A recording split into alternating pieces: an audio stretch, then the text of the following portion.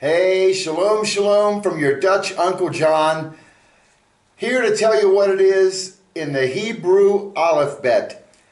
We're still in Kyrgyzstan. Okay, today we've got the choice between one of two topics. One of them is the letter Pei. The other one isn't. So we're going to do Pei. Okay. Pei is the 17th letter of the Hebrew alphabet. It has a gematria of 80, and the ancient picture is a mouth. Okay, the letter Pei is spelled Pei Aleph.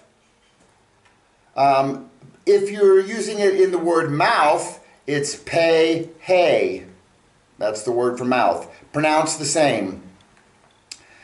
And Pei makes the P sound as in puppy.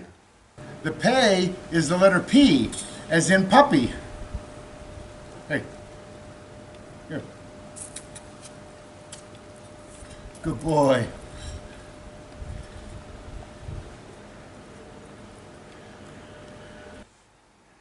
It also makes the F sound as in ferocious.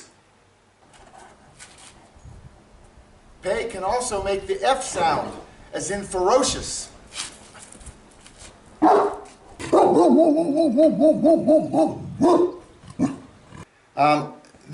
are 304,805 letters in the Torah. Pei has 4,805 times it shows up, which is interesting because if you notice the total number of letters in the Torah,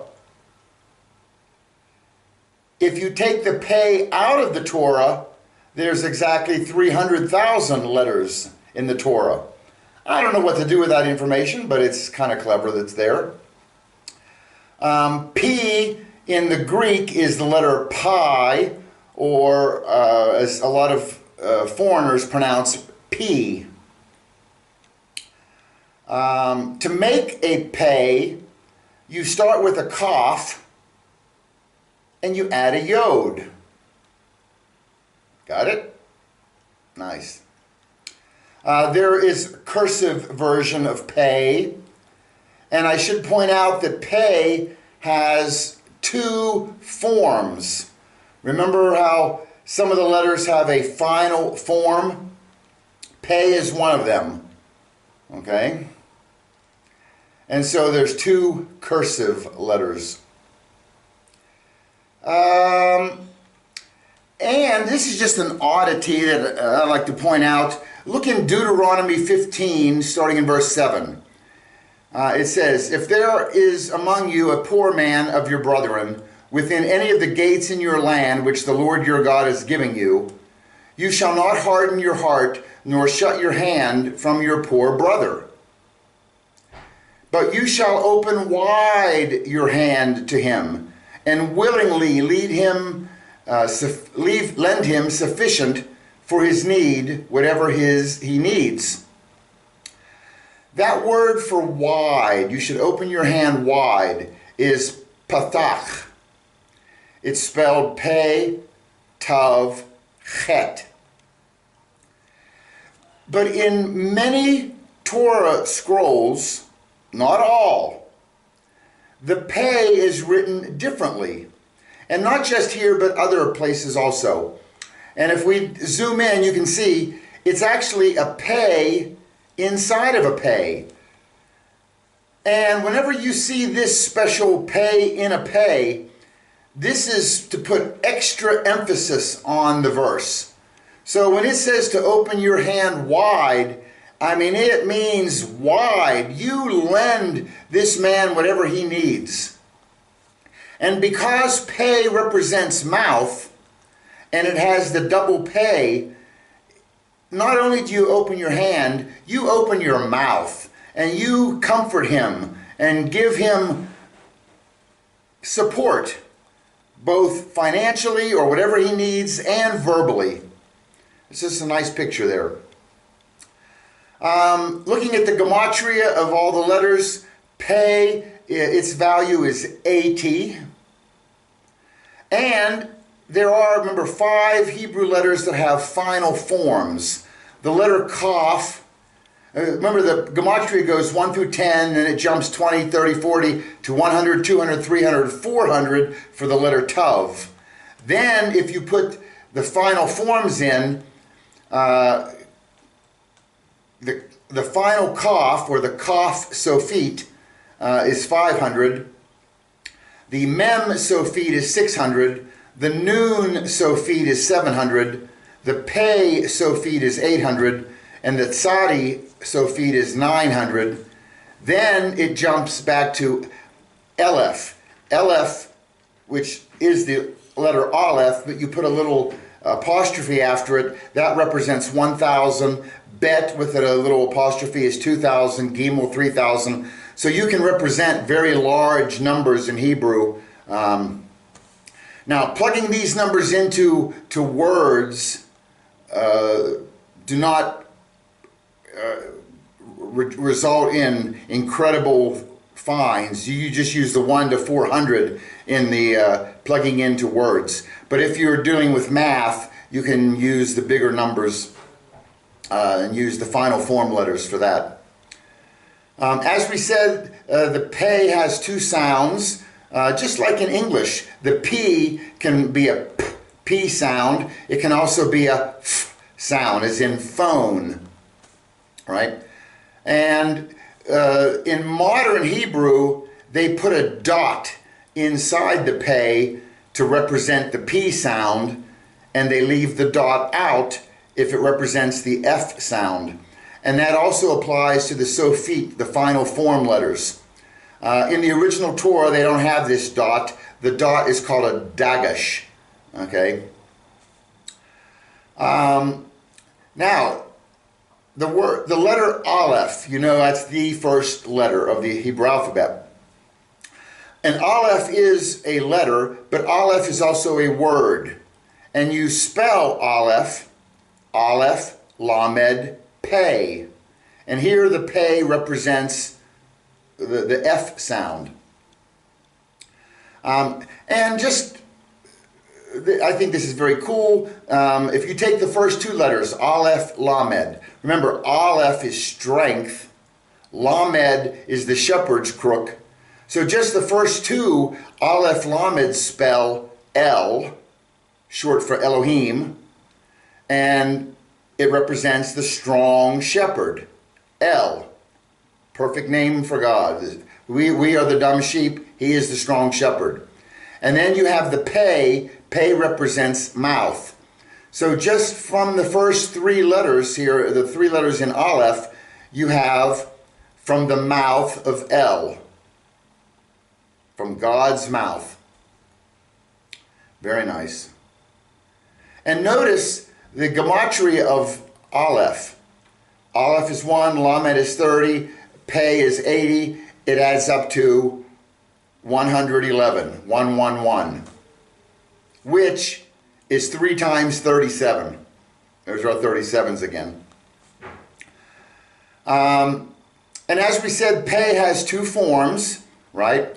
The first form, normal Pei, is a closed mouth. It looks like a closed mouth. And then the final form represents an open mouth. Okay? And in the Hebrew, you know, in Genesis 1:1, Bereshit bara Elohim et hashemayim va'et haaretz. He begins the Bible with the letter Bet, the second letter of the Hebrew alphabet. Why did he do that? Why did he began the 10 Commandments with Aleph? He began his name, his title, Elohim. He began, when Moses asked, what is your name? Eiyah, Ashur Eiyah, Aleph, Aleph, Aleph. He begins a lot of things with Aleph that are important. Why didn't he begin the Bible, the Torah, with an Aleph? Because God, he is out in eternity past. He's out there before Torah. Here's Genesis 1:1. Here's Aleph out in front. And Aleph, we can spell it out. Aleph Lamed Pei. And what is Aleph Lamed Pei? from the mouth of God. Came Torah. Here is the word Aleph, but it's actually kind of misspelled because I have the wrong pei at the end. But I want you to notice that inside of that pei, you can fit the letter bet. So it's from the mouth of God. There in God's mouth is a bet. It's sitting there, it's waiting, and then he opens his mouth and out comes Bereshit bara Elohim, the Torah. Beautiful. And it kind of reminds me of Psalm 33:6. By the word of Yahweh the heavens were made, and by the breath of his mouth all their hosts. There it is. Let's look at Isaiah 9, starting in verse 6 and 7. We're just going to read 6. For a child will be born to us, and a son will be given to us, and the government will rest on his shoulders. And his name will be called Wonderful, Counselor, Mighty God, Eternal Father, Prince of Peace. Okay, you see this one on Christmas cards, and very famous verse. First of all, it's telling, this is a messianic verse. It's telling you that a child will be born. It's letting you know that the Messiah is going to be a human being, a man. He's going to be born. And a son will be given to us. This is pointing to his divinity, the complex unity, right? That God the Father is going to give his son. The government will rest on his shoulders, and his name will be called, and these are separate words, Wonderful, Counselor. He's not Wonderful Counselor. Those are two separate things. Mighty God. It's letting you know that the Messiah is going to be God. Eternal Father and Sar Shalom, Prince of Peace. But let's focus in on that word wonderful. That word wonderful is Pele. It's a Pei Lamed Aleph, which also adds up gematria to 111, which is 3 times 37. And you'll notice that wonderful Pele is Aleph spelled backwards. It's a hint that this Messiah is going to be Aleph, is going to be God. It says in the verse, he will be called Mighty God. Hints. It's loaded with hints. Okay. Another, or a word that begins with Pei is Panim. And Panim represents face. And you can see it kind of looks like a face there. There is the mouth and the nose sticking down, or maybe a tooth sticking down in the mouth. Okay, Pei looks like that. And the first time we see this is back in Genesis 1:2. It shows up twice. And the earth was without form and void. Tohu vabohu. And darkness, choshek, was on the pani of the deep.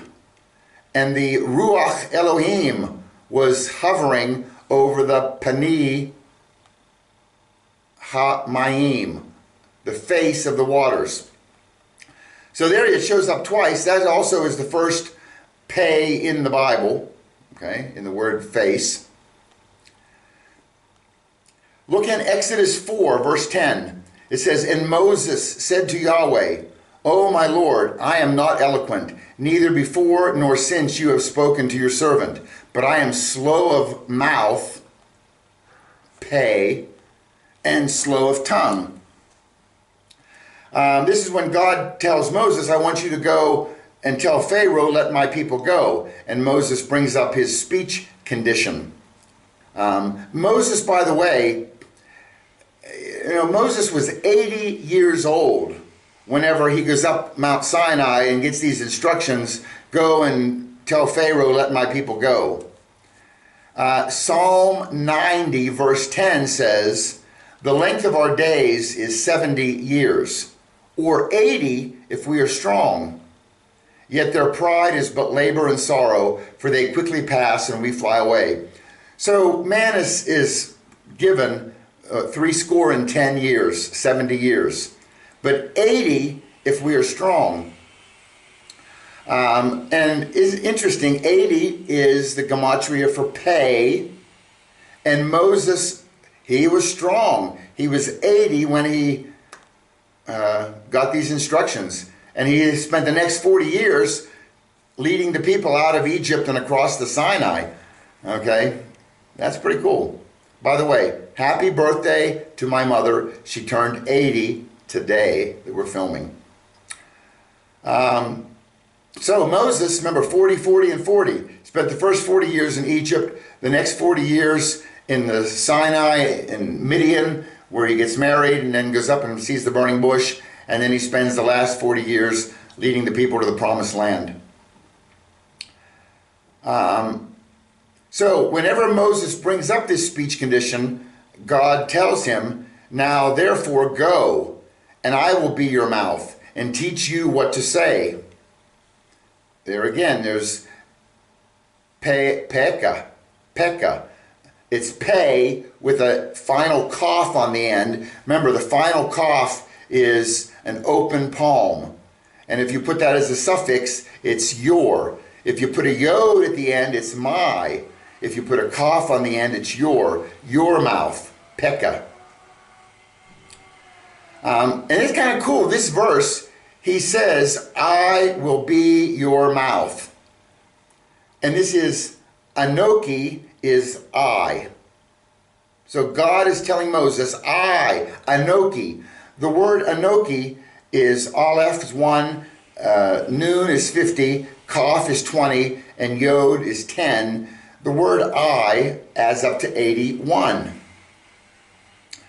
Interesting, because the word pay, the letter pay, adds up to 81. It's a pay and an aleph. And God is saying, I, 81, will be your pay, your mouth. The 81's showing that God will be in Moses' mouth. Very nice. Very nice. Psalm 81:10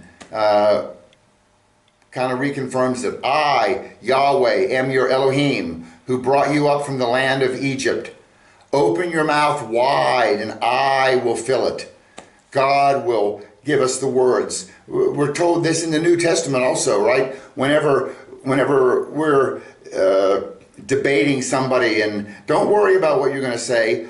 Turn it over to the Holy Spirit, and He will put His words in your mouth, and He will bring to memory what you need to say. Nice.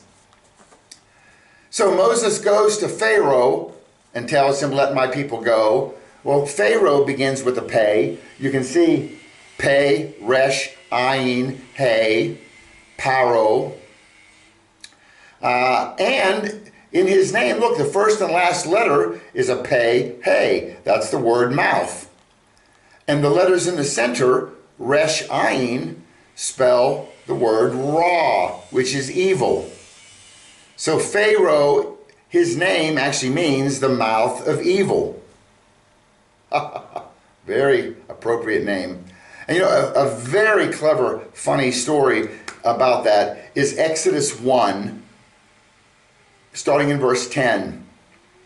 And we're just going to read two verses here. But this is before remember, Joseph, he ended up in Egypt, and he invited the whole family, and Jacob came and all the tribes, and they just multiplied and multiplied, and the Pharaoh at the time gave them the choice land in Goshen. And then Joseph dies. And now Exodus begins, and it's years later, and there's a new Pharaoh, and he forgot about all the great things that Joseph did. And the new Pharaoh says in verse 10 of Exodus 1, come, let us deal wisely with them, lest they multiply. And in the event of war, they will also join themselves to those who hate us and fight against us and depart from the land. He doesn't want them leaving. He doesn't want them joining against the enemy. So we need to deal wisely with them. And the new Pharaoh enslaves the Jews. And verse 12 then says, but the more they afflicted them, the more they multiplied. and the more they spread out, so that they were in dread of the sons of Israel. So, very clever. The more Pharaoh abused and enslaved the people so they wouldn't multiply, the more they multiplied.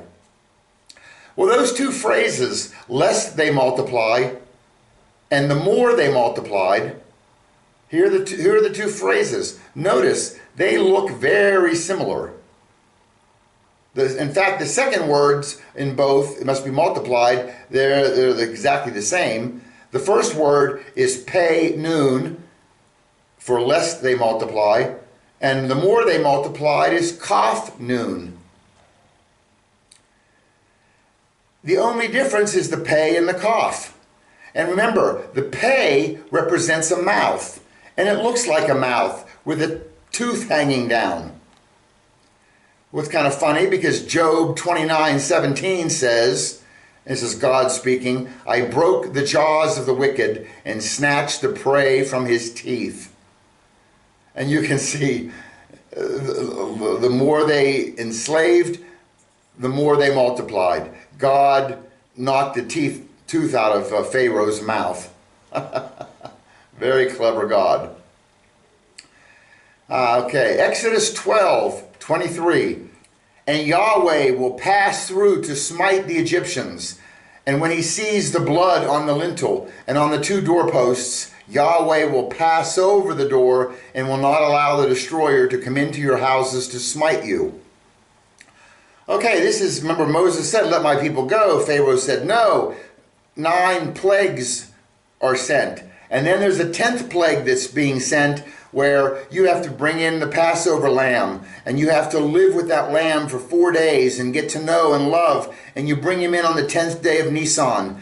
And on the 14th day of Nisan, the whole family gathers together, and you sacrifice that lamb, and the father takes the blood on a hyssop branch, and he strikes the lintel of the doorpost. And when God passes over that night, if he sees the blood on the doorpost, he will pass over that house. Otherwise, the firstborn in Egypt dies. And that's the firstborn of every human and of the livestock. Everybody, firstborn, dies. Notice in that verse, you've got Aleph Tav twice. You don't see it in the English. I put it in there. But in the Hebrew, it's in there twice. Remember, Aleph Tav is Aleph Tav, God on the cross. The first and the last Hebrew letter. Aleph Tav represents Yeshua. And Yeshua is tied very tightly to this whole Passover. Yeshua, Jesus, is the Passover lamb. The reason we've been doing Passover, the Jews were doing Passover, is to get the concept, which they can do it year after year after year and rehearse, so that when it is fulfilled with Yeshua, they will recognize it. Jesus himself, Yeshua, he came into Jerusalem on the 10th day of Nisan. And he went to his father's house, and they inspected him for 4 days, quizzing him to make sure he was perfect. And on the 14th day of Nisan, he is crucified. He's put on the cross, right? Look at a door frame. You put the blood on the top, where Jesus had blood up here with a crown of thorns. Both hands, blood, blood. Blood from his feet, down at the bottom. Blood dripped from the door, the lintel, down the same. Jesus is the door. He fits perfectly into that door frame here. Okay, but I digress. Okay, so Passover in Hebrew is Pesach, and it begins with a pay. All right? And Pesach, by the way, which means to pass over. It's the Hebrew word to pass over. It can be divided. It's the letter pei is mouth, and the word sahak is to talk.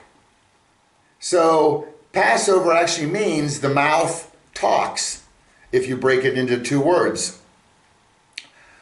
The mouth talks. Why is Passover related to the mouth talking?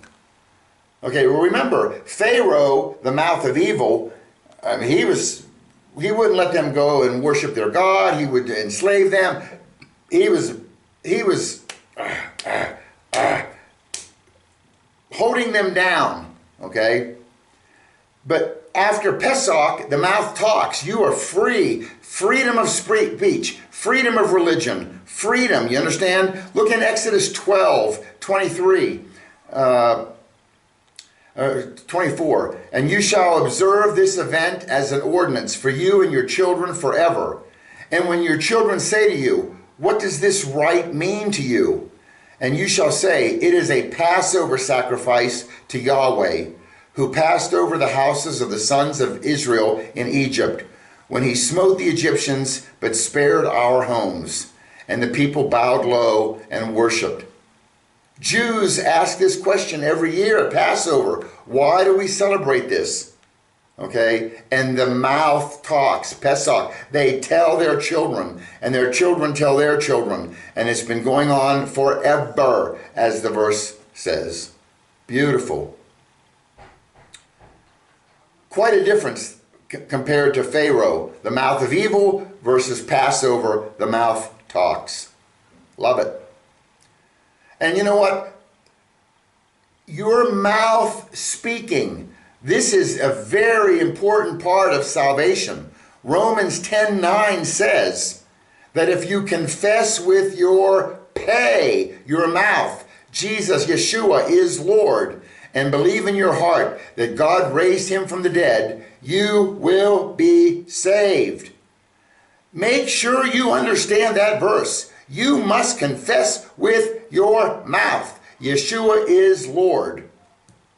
That is so important. You know, I've been into a lot of Christian churches, and they have an altar call, and they say, if you would like to invite Jesus into your heart, come forward. Let me tell you, there is nothing in the Bible about inviting Jesus into your heart. That is not salvation. You understand? It says you must confess with your mouth that Jesus, Yeshua, is Lord, and believe in your heart that God raised him from the dead. You will be saved. Make sure your preachers know this. All right. I digress. Let's have a drink. Today we have pomegranate juice. Pomegranate juice. A very holy fruit in the Bible. Okay, here are some other names and words that begin with pay. Genesis 37, verse 36. Meanwhile, the Midianites sold him, this is Joseph, in Egypt to Potiphar, an officer of Pharaoh and captain of the guard. This is nice. Potiphar. Look, it's got two pays in his name. The first one is the Potiphar, and then the second one is the Phay. So you have Pay and Phay both showing up in his name. All right. That's Genesis 37. If you go to Genesis 38, that's the story of Judah and Tamar. And we won't go into the whole story, but Tamar and Judah sleeps with Tamar, and she becomes pregnant. And she has twins. And the first one to breach out, okay, is Peretz. And in verse 29 of 38 it says, but it came about as he, the first baby, drew back his hand, that's Zerach, that behold, his brother came out. Then she said, what a breach you have made for yourself. So she named him Peretz. Peretz in Hebrew means breach. Then we go to Genesis 41, verse 45, starting. Oh no, this is the whole verse we're going to read. This is a payday of pays. It says, then Pharaoh named Yosef Zappaneth Paneah, and he gave him Asenath, the daughter of Potiphar, priest of On, as his wife. And Yosef went forth over the land of Egypt. Wow, look at all the pays in there. You got Pharaoh. You got Joseph. Yosef ends as a final pay on his name with the Phay. He named him Zappaneth Paneah. You got two pays in there. And he gave him Asenath as wife, and she was the daughter of Potiphar. Potiphar has two pays, a pay and a Phay. And Yosef went forth. There's another final pay in Joseph's name. Wow, that one's loaded with pays. In Numbers 25:11, you have Phinehas. Phinehas, the son of Eleazar, the son of Aaron the priest, has turned away my wrath from the sons of Israel, in that he was zealous for my jealousy, for my zeal among them, so that I did not destroy the sons of Israel in my jealousy. So that's Phinehas. Remember, he went in, I think he drove the tent stake through the guy's head, okay, who was, or killed the, I forget how he actually killed the guy. I think that was how he did it.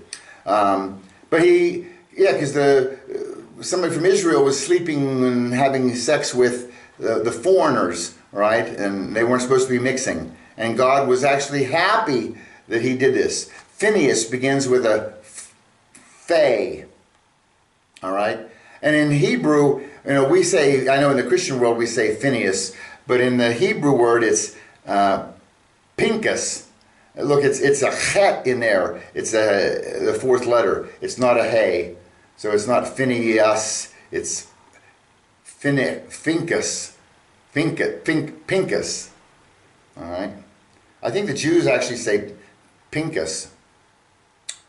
1 Samuel 17:36. This is David and Goliath, right? And David, I'm going to go fight this 9-foot Philistine. And the people were like, "Are you sure?" The king is Saul. "Are you sure you can do this?" And David says, "Your servant has killed both a lion and a bear, and this uncircumcised Philistine will be like one of them, for he has defied the armies of the living God."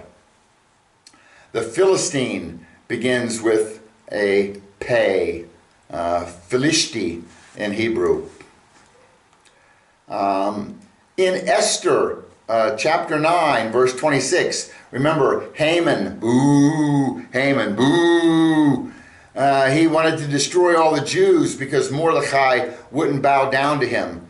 And he got the king's permission to kill all the Jews, and he cast a pur. He cast a lot, okay, to choose a day when he would actually kill all the Jews.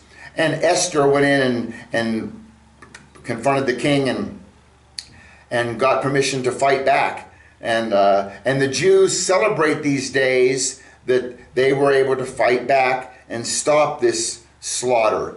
And this holiday, it's not one of the Moedim, but this holiday is called Purim or Purim, okay? It's remembering the day that the lot, the pur, was cast, and that they overcame this. Esther 9:26, therefore they called these days Purim, after the name Pur, and because of the instructions in this letter, both what they had seen in this regard and what had happened to them. Genesis 1:11, this is a nice word that you should know that begins with a pay. And it says, and God said, let the earth sprout vegetation, plants yielding seed, and fruit trees on the earth bearing fruit, after their kind with seed in them. And it was so.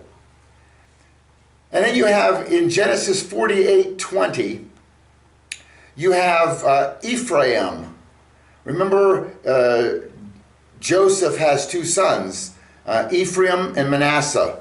And in verse 20, it says, and that day he blessed them. This is Jacob. And that day Jacob blessed them and said, by you shall Israel pronounce this blessing. May God make you like Ephraim and Manasseh. So he put Ephraim before Manasseh. Ephraim has fruit in his name. Look, there's a pei, resh, yod. Ephraim is going to be fruitful. Anytime you hear that PH or PHRI, PHRA, that's fruit. You know, what was Micah 4:2? Or Micah 2:4, 4:2. But you, Bethlehem Ephratah, are smallest among the tribes of Judah, From you will come forth the Messiah, right? It's prophesying coming from Bethlehem, but it's from Bethlehem Ephratah, fruitful. Very nice. Okay, let's jump to Lamentations chapter 1. I have it here in the Hebrew. Can you squint and see it? Probably not. Instead, what I'm going to do is let's just take the first word of each verse and enlarge. So here it is. You see them? There they are. The first verse begins with an aleph. The second verse begins with a bet. You have an acrostic here. There's 22 verses, and each one begins with the next letter of the Hebrew alphabet. How clever. Okay? Remember, we've seen this before in Psalms, right? He does this. So there's chapter 1 of Lamentations. Here's chapter 2. Again, too hard to see. Let's zoom in. Boom, there it is. Oh, there's verse 1, Aleph, Beit, Gimel, Dalet, Hey. You see, very nice, very nice. Wait a minute. Look at verse 16 and 17. Remember, Pei is the 17th letter of the Hebrew alphabet. And if my memory serves me, Ayin is the 16th letter. He has the Ayin and the Pei switched in Lamentations chapter 2. Oh yeah, look back at Lamentations 1. He's got them in the right order. Ayin first, Pei next. But Ayin 16, Pei 17. But in chapter 2, he's got it backwards. Well, that's interesting. Wonder why. Okay, well, let's read those two verses. In chapter 16 of Lamentations 2, it says, all your enemies have opened their mouth against you. Look at that as a hint. Opened their mouth, Pei is mouth. They hiss and gnash their teeth, Pei, teeth, mouth. They say, we have swallowed her up. Swallowing, mouth, Pei, I get it. Surely this is the day we have waited for. We have found it, we have seen it. Seen it represents eyes, the seeing, eye. And you know what? The letter Ayin represents the eye. So we've got mouth, we've got teeth, we've got swallowing, and then we have seen, eye. Yeah, the verse even has the content switched. It talks about mouth before seeing. Okay? Let's jump to Lamentations 3. Lamentations 3 has 66 verses. Well, that's interesting because 66 can be divided by 22. And look, the first 3 verses are Aleph. Then the next 3 verses, 4, 5, and 6, begin with Bet. 7, 8, and 9 begin with Gimel. He's doing the same acrostic, but he's doing 3 at a time. And there's all the verses up through 33. Here are the verses onward down to 66. And sure enough, look, he's got them backwards. The Pei and the Ayin are switched again. Interesting. Well, let's look at the verses. Lamentations 46. All our enemies have opened their mouths against us. Panic and pitfall have befallen us, devastation and destruction. My eyes run down with streams of water because of the destruction of the daughter of my people. 49. My eyes pour down unceasingly without stopping until the Lord looks down and sees from heaven. My eyes bring pain to my soul because of all the daughters of my city. Here again, the mouth comes before the eye. Yep, look how many times eyes show up. Lamentations 4, he does it again. 16 and 17 are switched. The Pei comes before the eye. And what does the verse say? The face of the Lord scattered them. He no longer regards them. The people do not respect the face of priests, nor show favor to the elders. Pei, face, right? And in 17, it says, still our eyes failed us, watching vainly for our help. In our watching we watched for a nation that could not save us. And there's eyes and watching and watched. Okay? In chapter 5, and there's only 5 chapters in Lamentations, it's complete. There's no order. And some letters are repeated. There's nothing going on there. So, why do these, well, we see why he switched those letters, because he had mouth before ayin, but why is that even important? Well, you know, the Hebrew letters, each letter, or many of the Hebrew letters represent body parts, right? The resh is head, rosh, right? The yod was hand. The shin is shen, tooth. So we've covered a lot of these in previous videos. The letter ayin, if you remember, represents eye.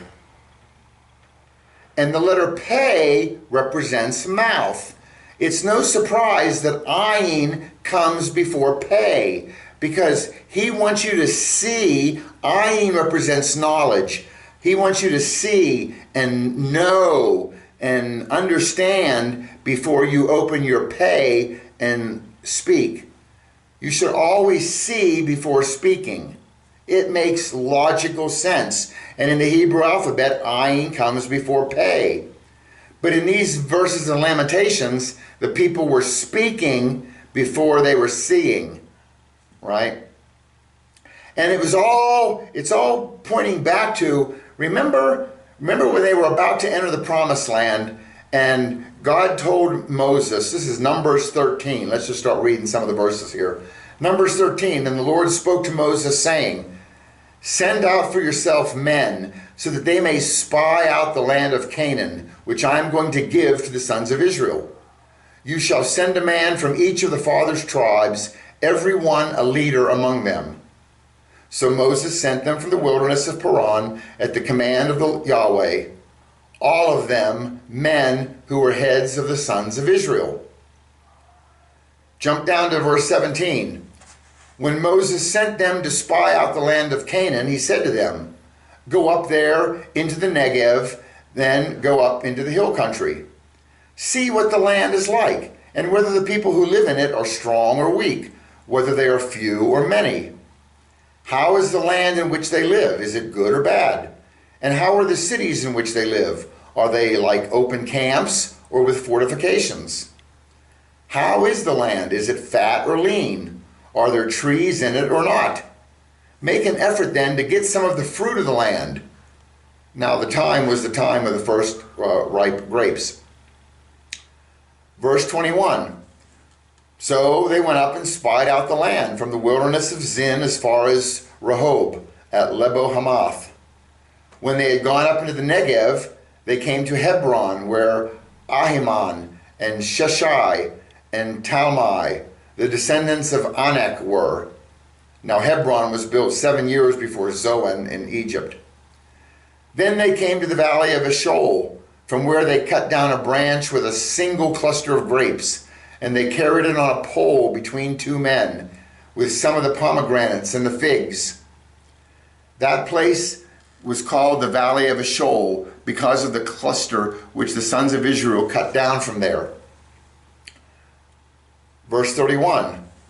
But the men who had gone up with him said, this is now they come back from spying, and now they're bringing their report. But the men who had gone up with him said, we are not able to go up against the people, for they are too strong for us. So they gave out to the sons of Israel a bad report of the land, which they had spied out, saying, the land through which we have gone in spying it out is a land that devours its inhabitants. And all the people whom we saw in it are men of great size. There are also Nephilim, the sons of Anak, are part of the Nephilim. And we became like grasshoppers in our sight. And so we were in their sight. So the spies came back and spoke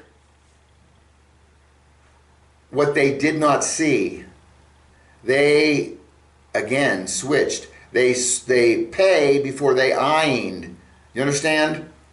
And Lamentations, I think Jeremiah here is lamenting the fact that these 10 of the spies did this.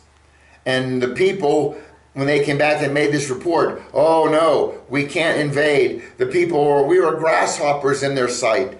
Well, no, they did not see that. You understand? They spoke what they did not see. And you're not supposed to speak, you're not supposed to pay before ayin. Now, in Lamentations 1, he didn't switch them. Remember? In Lamentations 1, why didn't he switch them there? Probably because in Numbers 13, when they did come back, they did tell a little bit of truth of what they saw. A good lie always has a little bit of truth in it. Look in Numbers 13, verse 25. When they returned from spying out the land at the end of 40 days, they proceeded to come to Moses and Aaron and to all the congregation of the sons of Israel in the wilderness of Paran at Kadesh. And they brought back word to them and to all the congregation and showed them the fruit of the land.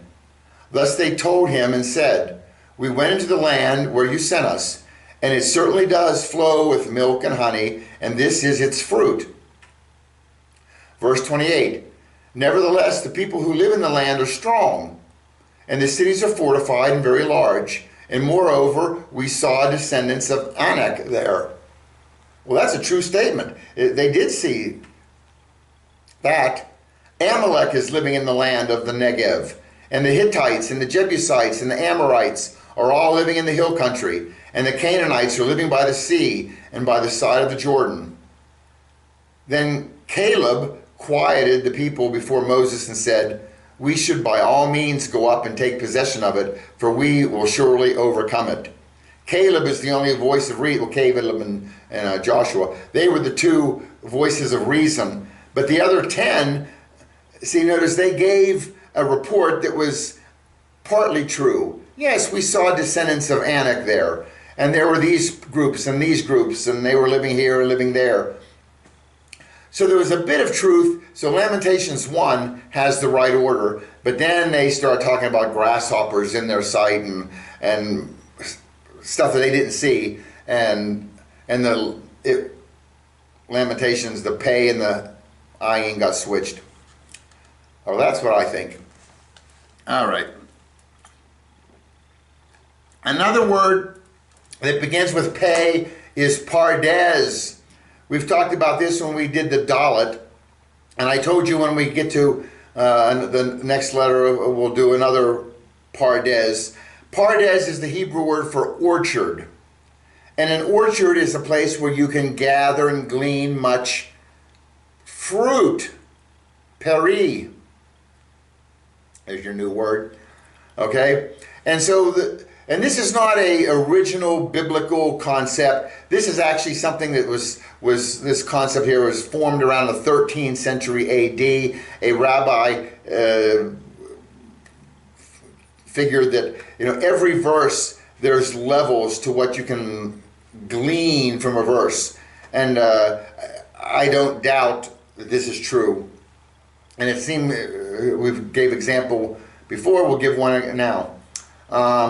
The 4 letters of pardes is a pei, and pei stands for peshat. And the peshat is the literal meaning of a verse. Next is the resh, the remez. And the remez, if you read a verse, there's a hint or an allegory that you can glean from that verse. The drosh level begins with dalet, and this is an application that you can pull out of that verse to your life. And then the final is the sod. The sod level is the deep mystery that's hidden in that verse. And it wouldn't surprise me if there are, I've heard rabbis say that there are 70 levels of interpretation, but we'll stick with the 4 right now. And we'll pick a verse and show you how these 4 letters in pardes apply. Let's do Genesis 1:1, which says, in beginning God created the heavens and the earth. Okay? From the Peshat level, you know what I can glean from this? In the beginning, God created the heavens and the earth. That's what I glean. That's the Peshat level. The Peshat level always is the literal meaning, and none of the other meanings levels can contradict the Peshat level. Keep that in mind. Okay, let's look at the remez. Let's see what hint we can get from this verse. Well, we told you earlier that Aleph is 1, and Eleph, which is also Aleph with an apostrophe, Eleph is 1,000. Okay? Well, look at the verse. In this verse, there are 1, 2, 3, 4, 5, 6 Alephs. Yep. The first 2 Alephs are in the first and second word. They're the third letter of the first word, and they are the third letter of the second word. Then Aleph is the first letter of the third word, and the first letter of the fourth word. And then Aleph is the second letter of the 6th word, and the second letter of the final 7th word. There's some order there. 3, 3, 1, 1, 2, 2. And if Eleph is 1,000, then the first 2 Alephs, each one is 1,000. That represents 2,000 years. And the next 2 Alephs represent 2,000 years. And the final 2 Alephs represent 2,000 years. Okay, well, you know, if you do the calculation from Adam until Yeshua Jesus, that adds up to about 4,000 years. And from Yeshua Jesus until today is about 2,000 years. So far we have 6,000 years. And we know when Messiah comes back, he's going to rule and reign for 1,000 years. There's the 7th 1,000-year period.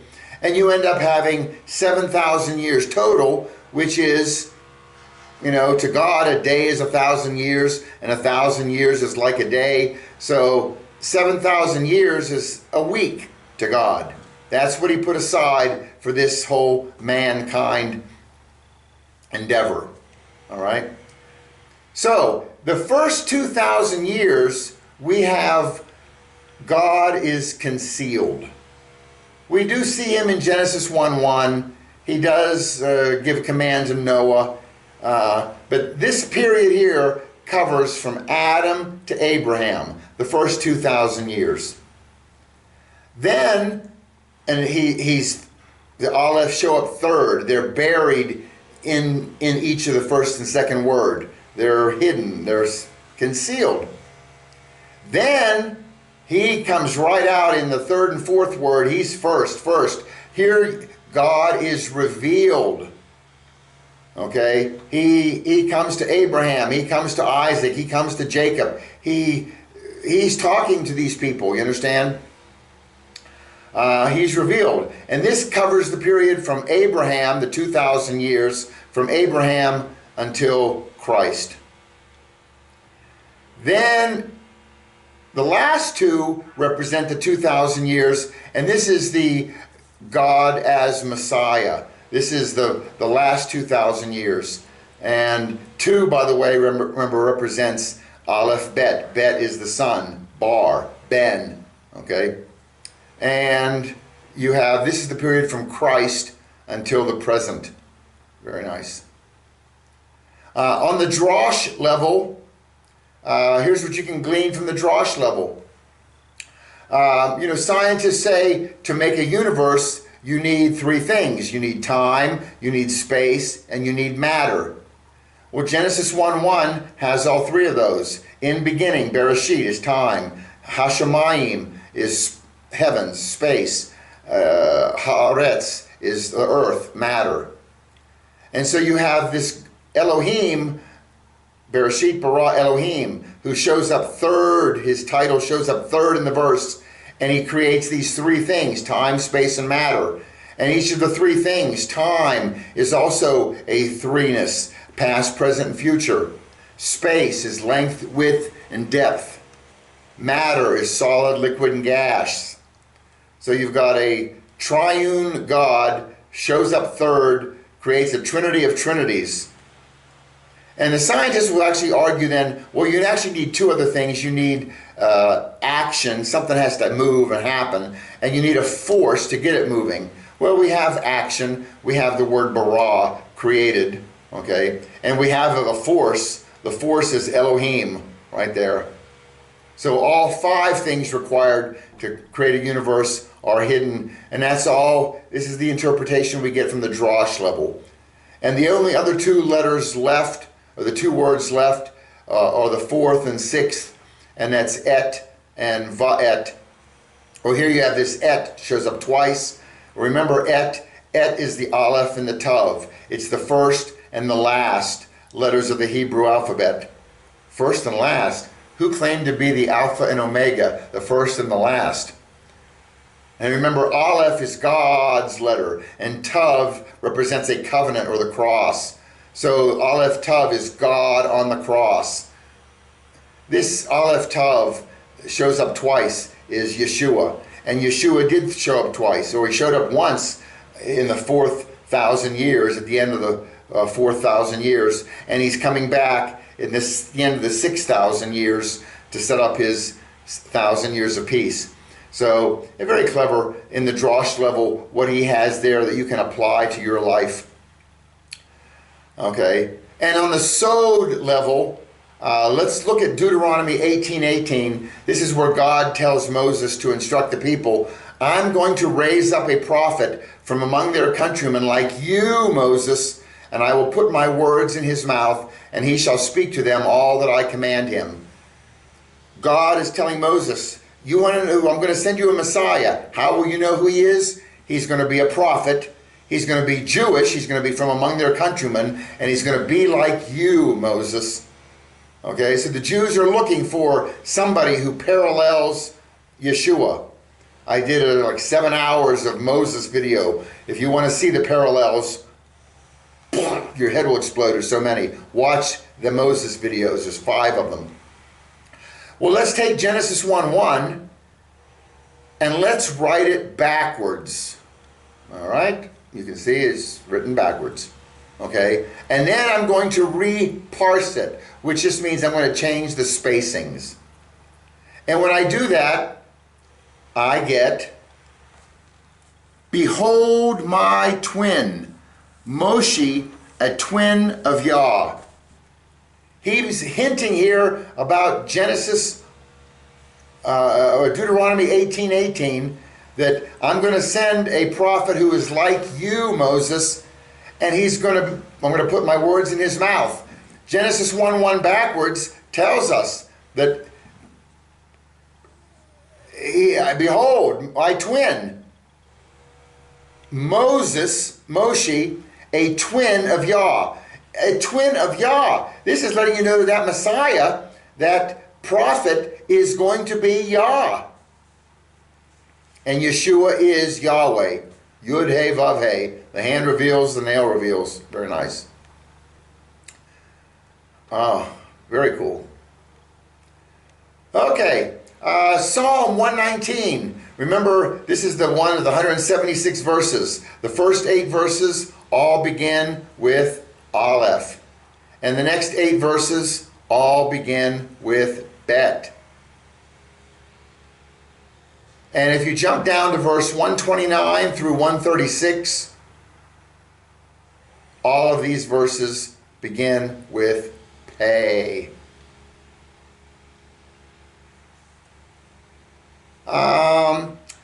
In the New Testament, we have, look in Acts chapter 9, verses 1 and 2. There was a guy named Saul, and Saul was persecuting followers of Yeshua, followers of the way. That's what Christianity was called then, right? They were followers of the way, which is not surprising. Jesus said, I am the way, the truth, and the life, right? The way. Prepare ye the way of the Lord. Back in the Garden of Eden, when they ate from the fruit, God sent them out of the garden. He put cherubim with flaming swords to guard the way to the tree of life. The way, if people ask me, what is your religion? I'm a follower of the way. Anyway, this guy Saul, he was a Pharisee. He was a Benjamite from the tribe of Benjamin, and he was zealous on persecuting these early Christians.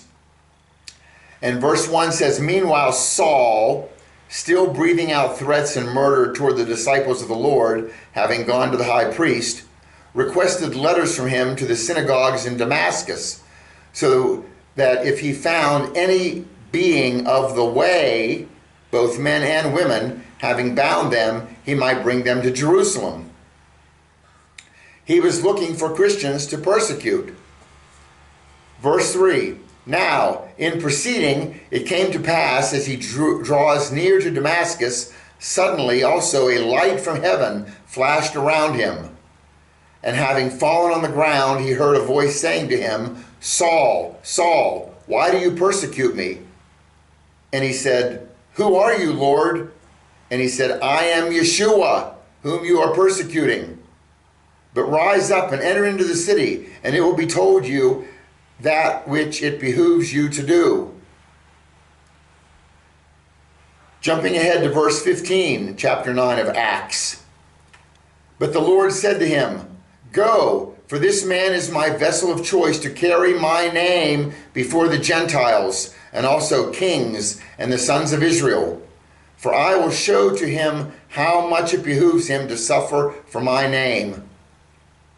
And Ananias went away and entered into the house, and having laid the hands upon him, he said, 'Brother Saul, the Lord Yeshua, the one having appeared to you on the road by which you were coming, has sent me that you may see again and be filled with the Holy Spirit.'" So this guy Saul, he is being chosen to go and spread the word to the gospel, to the Gentiles, to the kings, and to the sons of Israel. And he was a Jew, right? Okay, jump ahead to Acts 13, verse 4. And this is where Barnabas and Saul, they're out spreading like they're supposed to be doing, right?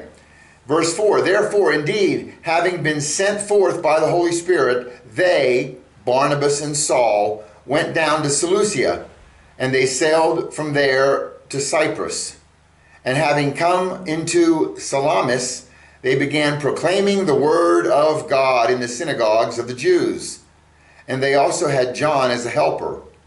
And Saul, the one also called Paul, having been filled with the Holy Spirit, having looked intently upon him, said, 'O full of all deceit and all craft, son of the devil, enemy of all righteousness, will you not cease perverting the straight ways of the Lord?'" Here it's pointing out that Saul, who is also called Paul. Paul, by the way, there's a misconception that he had his name changed there on the road to Damascus. He didn't. That was chapter 9. It's not until chapter 13, when he's on the island of Cyprus, that we're introduced to this other name he has, Paul. Okay? His original name, his Hebrew name is Shaul, or Saul, probably after the biblical king Saul, a fellow Benjamite. He was from the tribe of Benjamin, and Saul was the first king of Israel, right? But according to the book of Acts, Saul is a Roman citizen, and as a Roman citizen, he would also have a Latin name, okay? The New Testament calls him Paulos, that's the Greek, okay? We in English call him Paul. In Latin, it's Paulus. But it's interesting, he was Shaul in the Hebrew. He's now referred to as, and most throughout the New Testament, he's referred to Paul with a pay. Pay is mouth. Paul is the one given the command to spread the gospel, spread the word to the Gentiles and to the kings and to the children of Israel, right? He was given a mouth, Paul, to spread the word. That's kind of cool. That, you know, and Jews, let me tell you, I've encountered lots of Jews And if you mention Paul's name, they all, in unison, say the same thing. Paul, oh, he is the worst. He was the worst. Okay, what did he do that was the worst? They can't tell you one thing that he did that was the worst. But they are all, it's been like they were programmed. Whenever you hear Paul, turn, run, don't listen. It's amazing. That's my take on Paul and the Jews. But it is kind of interesting. Verse 15 of that said, "But the Lord said to him, Go, for this man is my vessel of choice to carry my name before the Gentiles and also kings and the sons of Israel." Okay, well, we're going to kind of wind this up now. I do want to leave you with this important thing. Look, eyeing comes before pay. Look, learn, know, understand, comprehend before you speak. It's very helpful in life, and it's the order in which God planned it to occur. Okay? All right. To God be the honor. To God be the glory. To God be the praise. Thanks for watching. We'll see you back here soon. Bye-bye.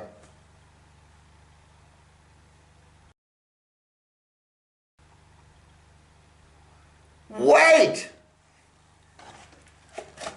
We have a payday. All right. I got one left. I brought a whole case of them.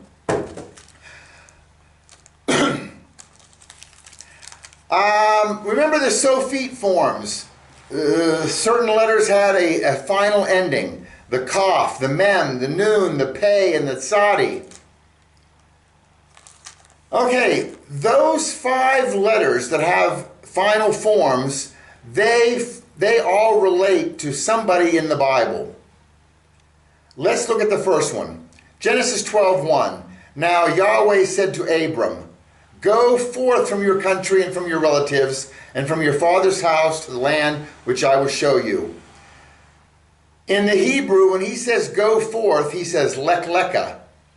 It's a word that's repeated, okay? And notice that they lek leka, it's the same word. They end in kaf, both of them, okay? So you've got double words repeated, both ending in kaf. So the kaf Sophite represents Abraham. Nice. Genesis 26:16. Then Abimelech said to Isaac, Go away from us, for you are too powerful for us. In this verse, you will see 2 words, Mimanu and Mimenu. And they are very similar. They both have double M's, mems. They both have a nun and an vav, from us and for us.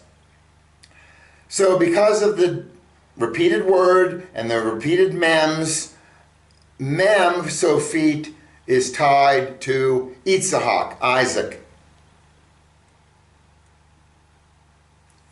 Genesis 32:11. Deliver me, I pray, from the hand of my brother, from the hand of Esau, for I fear him, that he will come and attack me and the mothers with the children. This is when Jacob is about to meet Esau, and he's afraid that Esau is going to seek revenge on him. Okay? And here he says, Hatzelani na. So you have the ni, na. There's the repeated sound at the end of the words. And that's the part where it says, deliver me, please. So that repeated nuns point to the nun Sophite and represent Yaakov, Jacob. Well, that makes sense. Abraham, Isaac, Jacob, right? Those 3 would make sense. Now let's look at the pay. Exodus 3:16. It says, Go, and thou hast gathered the elders of Israel, and hast said unto them, Yahweh, Elohim of your fathers, hath appeared to me. the God of Abraham, Isaac, and Jacob, saying, I have certainly visited you, and that which is done to you in Egypt. This is God telling Moses, go and tell them, gather them together, the elders of Israel, and let them know, I am God, I am Yahweh Elohim, and I have visited you. And that word for surely I have visited is pakod, pakadti. And it's the same kind of repeated word there, maybe a little different ending, but they both begin with pays. And so the pei sophit is representing Israel, which is Jacob's new name and which is the culmination of Abraham, Isaac, and Jacob. Okay? And we have one last one. It's the Sadi. And the Sadi can be represented in Zechariah 6:12. Then say to him, thus says Yahweh of hosts, behold, a man whose name is Branch, for he will branch out from where he is, and he will build the temple of Yahweh. This word branch is Samach. And this is a name for the Messiah, okay, when he will be called. And the Messiah is going to come and build the third temple, or the fourth temple, okay, the final temple. And this, who is the branch? Who, and you see it here twice. It's here as a noun, branch, and he will branch out as a verb, okay? And it's the word samach and samach. Samach and samach. But it's the same word, okay? And it's got the tsadis in it. So the double tsadis with a double word, this represents, as the Jews say, this represents redemption. That's what the final tzadi represents. But we, as Christians, as followers of Messiah, as follower of Yeshua HaMashiach, we know who this our redemption is. It's Yeshua. And that makes sense. All ends up with pointing at Yeshua, the final tzadi. All right. Thanks for watching. God bless. We will see you soon. Bye-bye.